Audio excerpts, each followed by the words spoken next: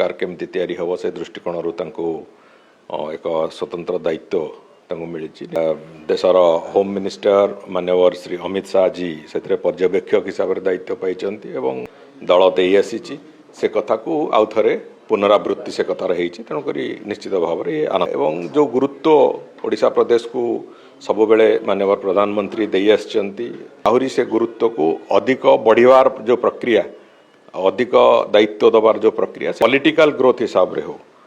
सबु दृष्टि अतीत भी भारतीय जनता पार्टी ओडिशा प्रदेश को ओडिशार नेतृत्व निर्वाचन सरे दल को सफलता मिले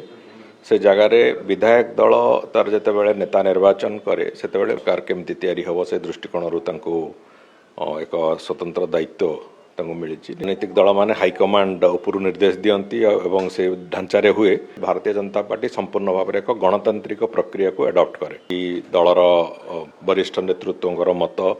ए सब को लेकिन सेठी मुख्यमंत्री किए पार्टी गोटे गणतांत्रिक प्रक्रिया कथा को निर्धारण करे एवं विधायक मानकर मत सेठी विजय होईची एवं सेथिरे अत्यंत गुरुत्व बहन कर बाकी मंत्रिमंडल स्वरूप कौन हम से कथा निष्पत्ति निए।